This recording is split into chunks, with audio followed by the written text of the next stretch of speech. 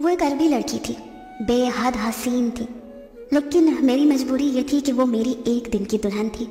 मुझे तो इसका दुगना फायदा था। एक तो मेरे अकाउंट में पैसे आ रहे थे, वहीं दूसरी जानिब सवाब का सवाब था। खैर, मैंने दरवाजे को लॉक किया, अपनी एक रात की दुल्हन की जानिब बढ़ने लगा तो उसने फौरन मेरा हाथ रोक दिया। कहने लगी, आपको खुदा का वास्ता है, मेरे साथ कुछ भी मत करना, और हनाना कैसे होता है ये तुम भी अच्छे से जानती हो। मेरी बात सुनकर वो बिल्कुल खामोश हो चुकी थी। इसके बाद उसने जो इंकशाफात मुझ पर किए, मेरे तो होश उड़ चुके थे। वो एक अरबी लड़की थी, बेहद हसीन थी, लेकिन मेरी मजबूरी ये थी कि वो मेरी एक दिन की दुल्हन थी। सामने ही उरूसी जोड़ा पहने खूबसूरत फूलों से सजे हुए बिस्तर पर वो दुल्हन बनी बैठी थी। मैंने धीरे से कमरे के दरवाजे पर दस्तक दी, फिर गला खंकार कर कमरे में दाखिल हो गया। मैं जो कुछ घंटे पहले यहाँ कदम रखने से भी कतरा रहा था और यही सोच रहा था कि आखिर लोग कैसे हनाना करने पर रजामंद हो जाते हैं, लेकिन अब जब खुद उस हसीन दोशीज़ा को देखा तो जैसे पहली ही नज़र में उस पर दिल हार बैठा। मुझे तो इसका दुगना फायदा था। एक तो मेरे अकाउंट में पैसे आ रहे थे, वहीं दूसरी जानिब सवाब का सवाब था। खैर, मैंने दरवाजे को लॉक किया, अपनी एक रात की दुल्हन की जानिब बढ़ने लगा। उसने फौरन खुद को समेट लिया। मुझे उसकी सिसकियां सुनाई दे रही थी। उसका ये अंदाज अब मुझे गुस्सा भी दिलाने लगा था कि भाई, अगर इतना ही दूर भागना था तो ज़रूरत क्या थी हनाना करने की। खैर, मुझे तो अपना काम पूरा करना था जिसके लिए मुझे पैसे दिए गए थे, तो उसने फौरन मेरा हाथ रोक दिया। कहने लगी, आपको खुदा का वास्ता है, मेरे साथ कुछ भी मत करना। मैं कहने लगा, ये लड़की क्या ड्रामेबाजी कर रही हो? मैं तुम्हारा शौहर हूँ। तुम्हारा पहला शौहर तो तुम्हें तलाक दे चुका है और अब तुम मेरी मलकियत हो, तुम पर मेरा हक है। और ये निकाह मैंने तुमसे ज़बरदस्ती नहीं किया है, तुमने खुद रजामंदी दी है, और हनाना कैसे होता है ये तुम भी अच्छे से जानती हो। मेरी बात सुनकर वो बिल्कुल खामोश हो चुकी थी। अगले ही पल मैंने उसका घूंघट उठाया तो वो दुल्हन बनी खूबसूरत सी गुड़िया मेरे सामने थी। इससे पहले कि मैं उसके हुस्न की तारीफ करता कि मोबाइल बजा। ये तो उम्मे मरियम का साबका शौहर था जिसकी वजह से वो हिलाने के लिए मेरे पास आई थी।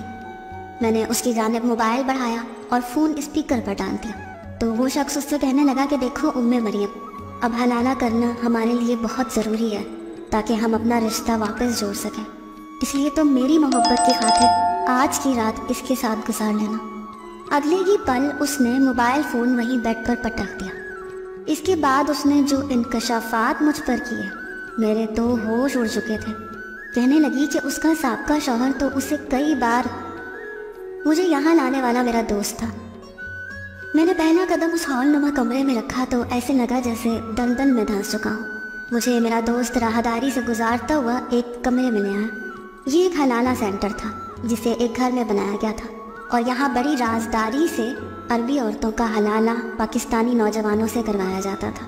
तो खिलाफ तवक्को सामने एक भारी जिसामत वाली अरबी खातून बैठी थी। अभी मैं वहीं सर झुकाए बैठा उंगलियां मरोड़ रहा था। मैं अपनी ही सोचों में गुम था कि जब धड़ल्ले से दरवाज़ा खुला। काले बुर्के में एक नौजवान लड़की और एक मर्द अंदर दाखिल हुए, जिन्हें उस अरबी मैडम ने एक जानिब बैठने का इशारा किया। हमसे कहा कि आप लोग बाहर जाएं। तभी एक लड़का मुझे बुलाने के लिए आया। मैं जैसे ही दोबारा दफ्तर में दाखिल हुआ तो अरबी मैडम ने हाथ में पकड़ी पेंसिल के इशारे से कहा, ये लड़का हलाने के लिए ठीक रहेगा। मैंने एक नज़र उस लड़की को देखा था जब वहाँ पर एक मौलवी साहब को बुलाया गया। उन्होंने मेरा उस लड़की के साथ निकाह पढ़ा दिया। मैंने अभी तक उस लड़की को पर्दे में ही देखा था। जब निकाह नामे पर साइन हो चुके तो वो लड़की फूट फूट कर रोने लगी। बहरहाल वो मेरे साथ एक दिन के लिए रुखसत होकर आ चुकी थी। वो मेरी बीवी थी और मैं उस पर हक रखता था। गुज़िश्ता रात मैंने उससे अपना हक वसूल किया था। सुबह हुई तो वो अभी तक सो रही थी। जब नाश्ता करने बैठा तो तब वो बिस्तर से उठी। मुझे वहीं बैठा देखकर फौरन दुपट्टा ठीक किया।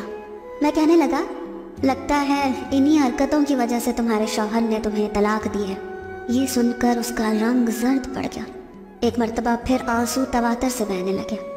वो उठकर वॉशरूम में चली गई तो मैंने सोचा कि बस वक्ती लगाव होगा इससे, अपना काम पूरा करके इसको तलाक दे दूंगा। मगर जब वो नहा कर आई तो उसका निखरा रूप देखकर मेरा दिल फिर से बेईमान हुआ था। उसे देखकर मुझसे रहा ना गया, तो मैं सोफे से उठकर उसके पास आ गया और बेसाख्ता उसके गाल सहलाने ही लगा था कि वो फौरन 2 कदम पीछे हटी। कहने लगी, हलाला आप कर चुके हैं, इसलिए मुझसे दूर रहें। एक ही रात में वो मुझे कितनी अपनी अपनी लगने लगी थी कि मेरा जी चाहा कि मैं अपनी बात से फिर जाऊं। अभी मैं यही सोच रहा था कि दरवाजे पर दस्तक हुई। उस लड़की ने फौरन से दरवाज़ा खोला तो सामने उस हलाला सेंटर की इंचार्ज खड़ी थी। कहने लगी, चलो अच्छा है कि तुम दोनों उठ गए, मेरे ऑफिस में आओ ताकि बाकी की कार्रवाई भी हो सके। जो कुछ उस औरत ने मुझे रात को अपने शौहर के बारे में बताया था, मैं सोच चुका था कि मुझे क्या करना है।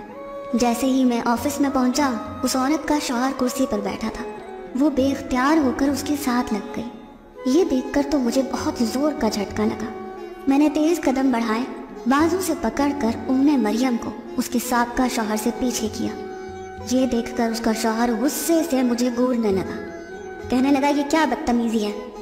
मैंने कहा, ये हमारा बीवी है, हमारा गैरत है।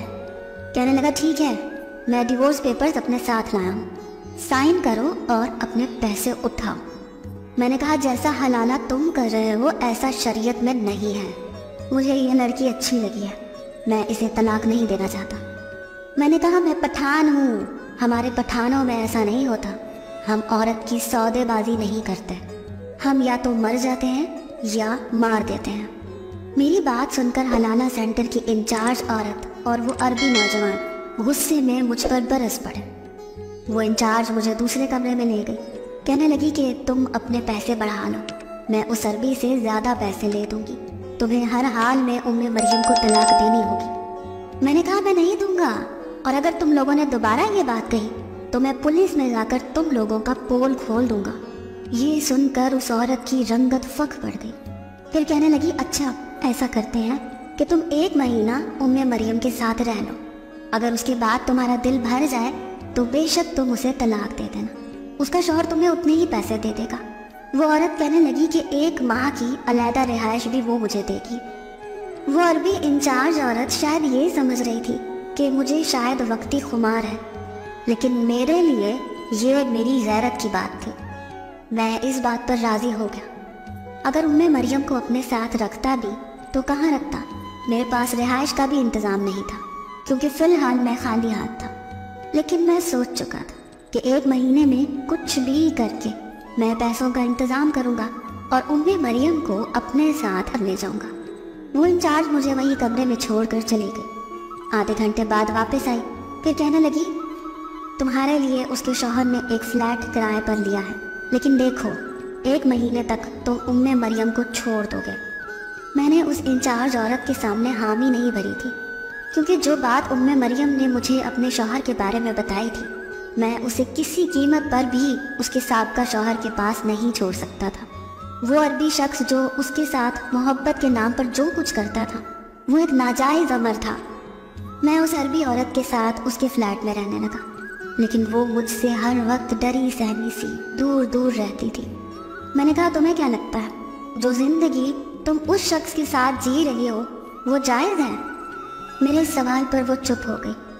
कहने लगी, मैं एक गरीब लड़की हूँ, वो अरबी मुझे यतीम खाने से निकाह करवा के लेके गया था। मैं अगर उसे छोड़ दूंगी तो कहाँ जाऊंगी? वो मुझे कई बार तलाक दे चुका है, लेकिन कहता है कि यूँ तलाक नहीं होती, क्योंकि मैं गुस्से में था। मैंने कहा कि मैं बहुत दीनदार इंसान नहीं हूँ, लेकिन मैं ये जानता हूँ कि बेशक गुस्सा हराम है, लेकिन गुस्से में दी गई तलाक हो जाती है। जो शख्स तुम्हें एक बार ठीक से नहीं बसा सका, वो तुम्हें बाद में कैसे बसाएगा?